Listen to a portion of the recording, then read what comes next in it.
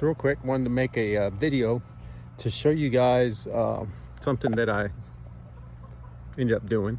So anyway, I wanted to take a mattress and a box spring to the junkyard or to the landfill, and I pulled in there and the lady told me, hey, do you know that it's $27 a piece to drop these off? And I'm like, no, it's not, because I'm not dropping them off. I'm not going to spend $54 to get rid of a mattress and a box spring.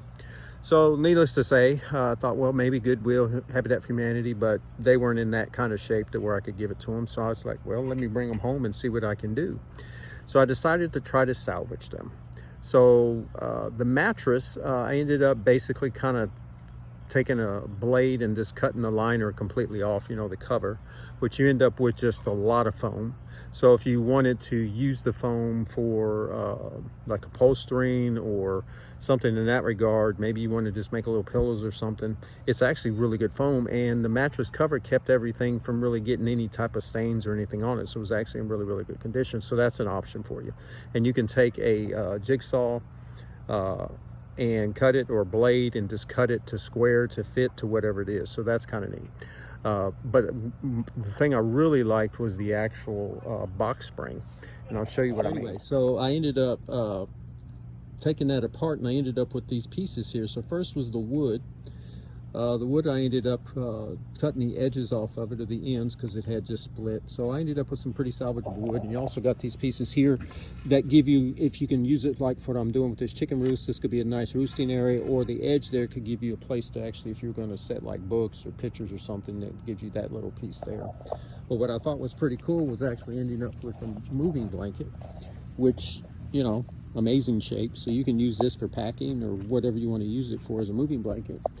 And then this was awesome, because this is actually the grid that's at the bottom of the bed spring itself, or the top portion of it, you know, where the mattress sits on it. So you can use this for vegetables in your garden. You could use it in the chicken coop.